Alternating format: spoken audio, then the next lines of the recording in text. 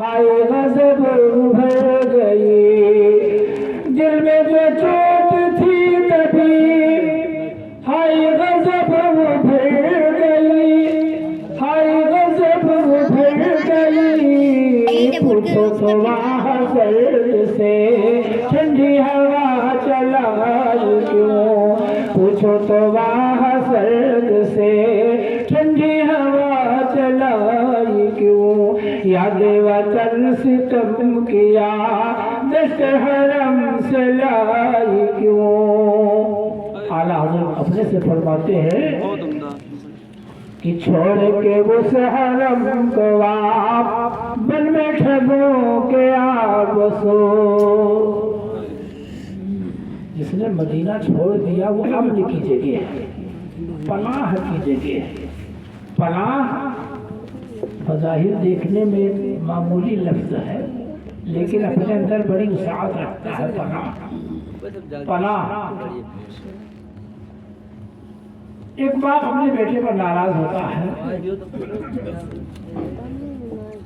बेटा शरारत कर बैठता है, बाप डांटता है, मना करता है, नहीं मानता है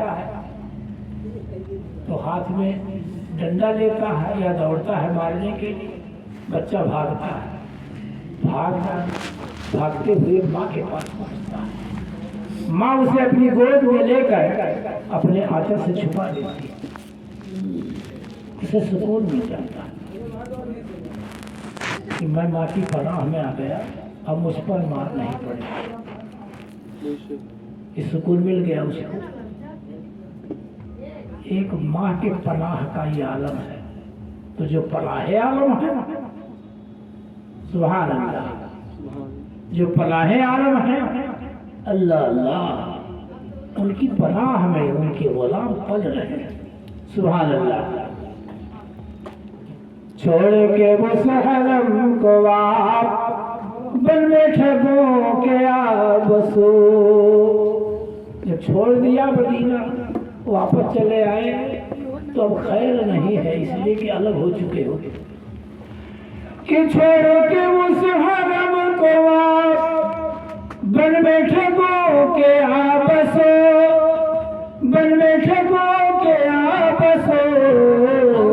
अरे बेटा हो सर पे धर के हाथ लुट गई सब कमाई, पे धर के हाथ लुट गई सब कमाई क्यों। याद वतन से तुम किया दश्त हरम से लाई क्यों।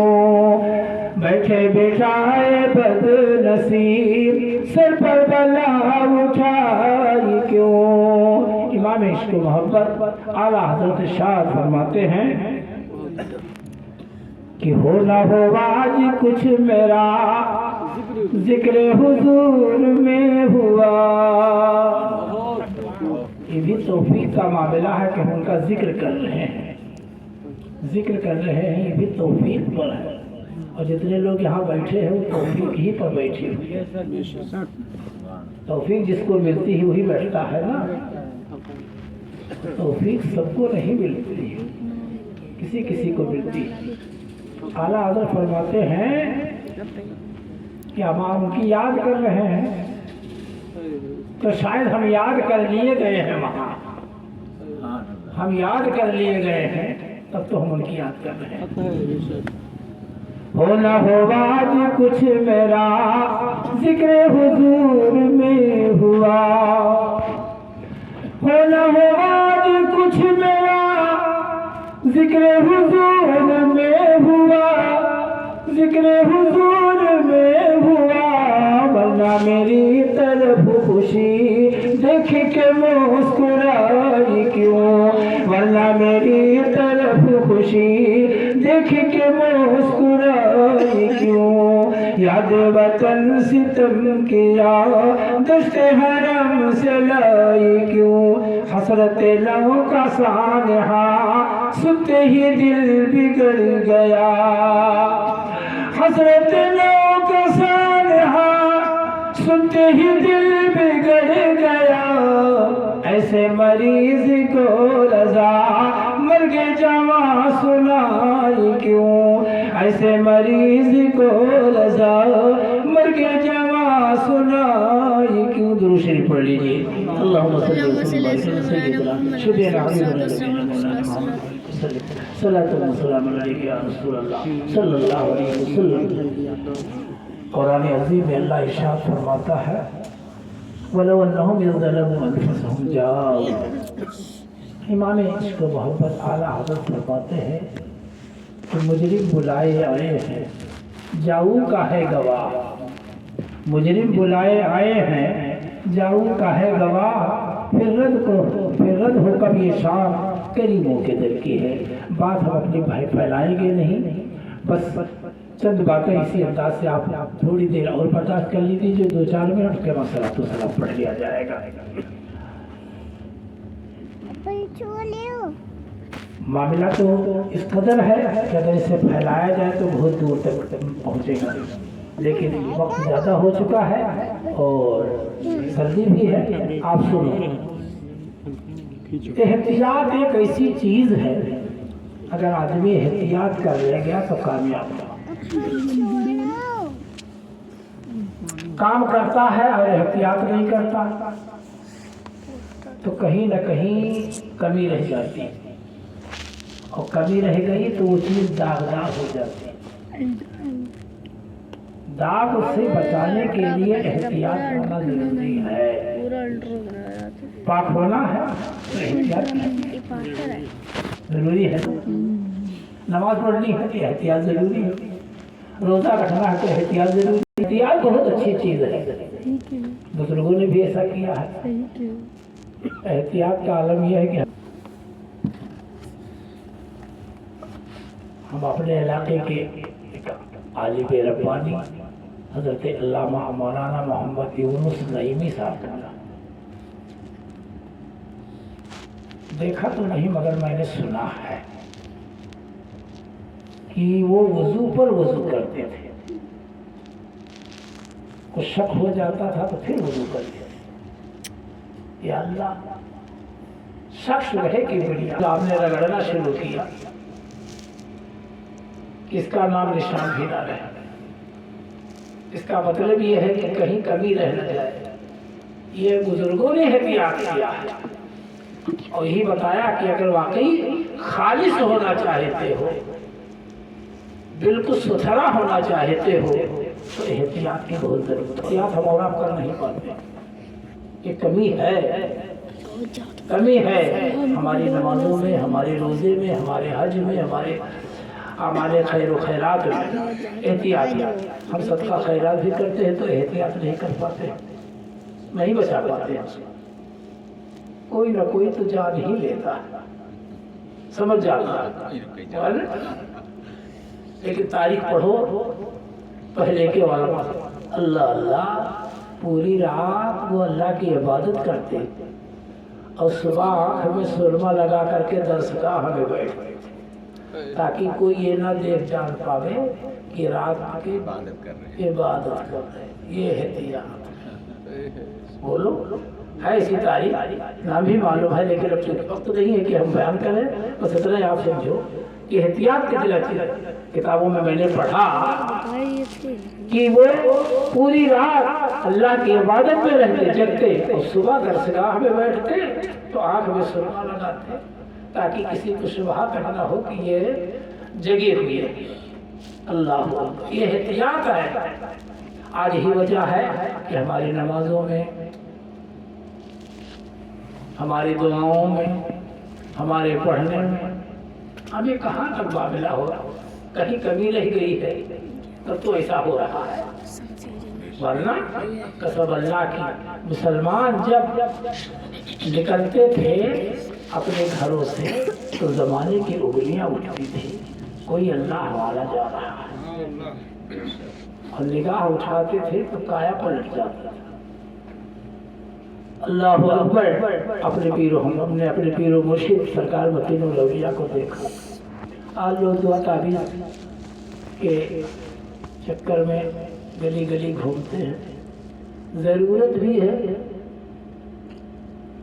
जैसा माहौल की ज़रूरत भी है। मौलाना मौलवी साहब अगर ना दुआ की हो, ना कुछ की हो, तो कहिए ये कुछ जनता ही नहीं। मेरे को जानता ही नहीं। बोलो हाँ, ये भी तो मुसीबत है। तेरा कहीं लायक नहीं, हमारे और आपके घर। लेकिन मैंने देखा अपने मुर्शिद को कि सिर्फ फूंक मार देते थे, ना कुछ पढ़ते थे कुछ नहीं, सिर्फ फूंक देते थे तो उसका भला हो जाता। यही गौरा चौकी इलाके के 12 साल गुजर गया, लड़का बोला नहीं, किसी ने बता दिया चले जाओ ढलमो। तब आपके वालिद मुहतरम मौजूद थे ढलमो शरीफ में, और उसको लेकर के ढलमो शरीफ पहुंचे। वो देखे ना रहा पीर साहब, सुने रहा, इंतजार करते करते 3 बजे लगभग दिन में हजरत निकले, बंडी और तहबंद में, रुमाल कंधे पर, हाथ में लोटा, नल पर आए तो जो आदमी गया था उनसे पूछा, बाबा पीर साहब कब मिले हैं? पीर साहब कब मिले हैं? आपने फरमाया पीर साहब से कौन काम है? काम कमा तो वो नहीं से रहा, मुझे क्या बताई? कहीं नहीं बताई वो। कहीं लड़का हो लेकर आए है, ये बोलत नहीं है, कहीं कहाँ है, कहीं बैठा कर लाओ, निकाल कर लेके आए मेरे निगाहों के सामने। मेरे सरकार ने 3 फूंक मारा था उसके ऊपर। ले जाओ, भाग जाओ से, भाग जाओ, जाओ चला जाओ, जाओ जाओ, पैसा न मिली है। वो मायूस हो गया, मायूस हो गया, बैठा तो इंतजार की तो टाइम तक। और उसके बाद हजरत कहे जाओ यहाँ से, बैठा, गाड़ी जीप रही, निकल आया। पूरा रास्ता तय करने के बाद बच्चा जब पहुंचा है अपने घर पे, तो जब उतरा गाड़ी से तो पहले नंबर उसने माँ को अपने सलाम किया। जब बोल पड़ा तो ताज्जुब हुआ कि सलाम था, बेटे भी बोलता ही नहीं रहा था। शोर शराबा हो गया, मामला क्या है? अल्लाह अल्लाह। तो एक ने सुना, दूसरे ने सुना, तीसरे ने सुना, सबसे बात करने लगा। सब पूरा गाँव इकट्ठा हो, कहीं भैया कहाँ गए? कहीं निर्मोश आई, कहीं कैसे भावा, कहीं हमें कहा ना आई जाने लगे ना, बूढ़े बोल रहे और नहीं पूछे ना हाथ, कहीं कहीं फूक दी, कहीं जाओ भाग जाओ, कोई हिसाब न मिली है, कहीं नादान पीर साहब रही। तब उसकी आँख खुली, कहीं कल हुए तो बताई। रात गुजरा, फिर 3 गाड़ी बुक की और लेके पहुंचा वही जगह पर दूसरे दिन। अरे 12 साल का लड़का बोला ही ला गया, तो कितनी बड़ी बात है भाई। दूसरे दिन जब पहुंचा ढलमो शरीफ, उसी जगह पर रुका रहा। वही टाइम हजरत फिर निकले और फिर आए नल के पास, दौड़ आई तो आपने रोका। क्या बात है? सलाम की क्या बात है? कहीं हुजूर हमसे गलती होगी, हम समझ न पाए, कहीं मामला का, कहीं लड़का बोले ला, कहीं तो काकरे चला आए, कोई समझ तुम्हारे फादिल ला, ये 3 गाड़ी ले आए दादा लगाई। अल्लाह ने मकाम अता फरमाया, फिर इतने बड़े कारनामे को छुपाने के लिए आप भेज रहे हैं कि भाग जाए से। जब तुम्हारा काम होगी तो क्या करे आए? तो एहतियात कितना जरूरी है, इस चीज पर हमारा और आपका ध्यान नहीं है, खास तौर से होना भी चाहिए। एहतियात करो तो कसम अल्लाह के काम निराला बनता है, निराला बनता है। और चलते चलते आखिरी बात समाप्त कर लो। मदीने पाक की हाजिरी, ये भी एहतियात की जरूरत है ना। कितने लोग चला जाता है तो वह फोटो खिंचवाओ, बोलो जो हराम कमा है वही करत बोलो, पैसा फूके उतना है। और जाने के बाद वहाँ फोटो खिंचवाओ था, वो फोटो या भेजो था या हर वहाँ वो भी रोज़े रसूल के सामने, मक्का शरीफ के सामने। कितनी अजीब बात है यार।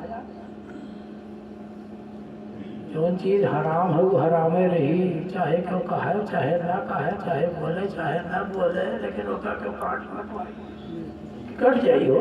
हम ना बोली, मौलाना लोग ना बोले तो क्या मतलब इसका होता है? ये हलाल है वो। अरे हम नहीं बोले तो हमारी मजबूरी है।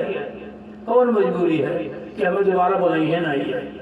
ये मजबूरी हमारे सामने है, हमारा नाम नहीं। ऐसा है कि नहीं है? आज हक का मामला यही है, यही चीज है। हम ना बोले, सूफी साहब ना बोले, एहतियात। और इसका जीता जागता जवाब जिंदगी में भी आया है। एक मरतबा बहुत पहले बबनान से एक बारात गई रही, जिसमें सूफी साहब टूला भी थे और हमारे उस्ताद सूफी साहब के साथी हज़रत मौलाना मोहम्मद आशिक अली साहब मरहूम, वो भी थे उस बारात में।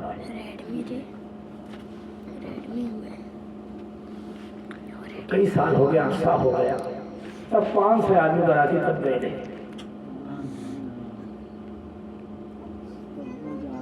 और उसमें अल्लामा नईमी साहब के बिला भी मौजूद थे, उलमा की भी अच्छी खासी तादाद थी।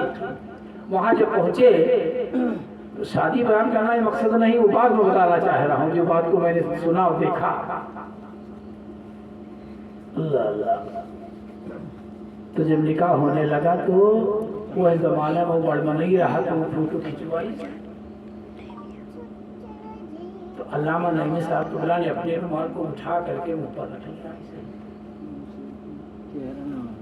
चेहरा ना। हज़रत मौलाना आशिक अली मरहूम अलैहि रहमतुल्लाह, उनकी बरकत पर रहमत व अनवार की बारिश अता फरमाए। कहीं गलती हो गई, क्यों बोला नहीं? क्यों कोई बोला नहीं?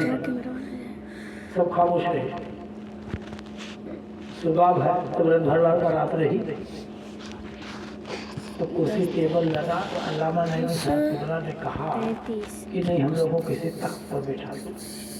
तो एक दामाद उनका था जो अलीगढ़ से पढ़ के आया हुआ था, शेरवानी और पैजामे में रहा, पढ़ा लिखा था। कहा हज़रत कुर्सी पर क्या हुआ? कहा वो खिलाफ अदब है।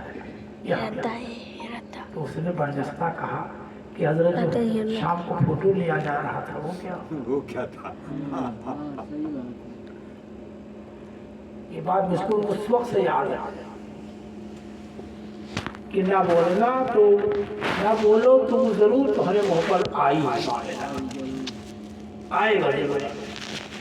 अब बोलने वाले हैं नहीं दुनिया में, हक बताने वाले नहीं, और हैं भी तो मजबूरियां हैं उनके साथ। अब कुछ भी कोई भी मजबूरी हो, लेकिन होना चाहिए। लेकिन बुजुर्गों ने ऐसा नहीं किया, और जब ऐसा नहीं किया तो कसम अल्लाह की, उनकी जात से इस्लाम पनपा, फैला, हक बढ़ा।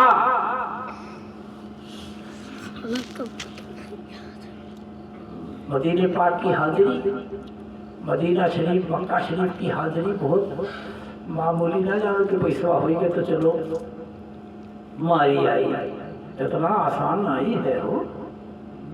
अल्लाह कबूल कर ले तब कामयाबी है।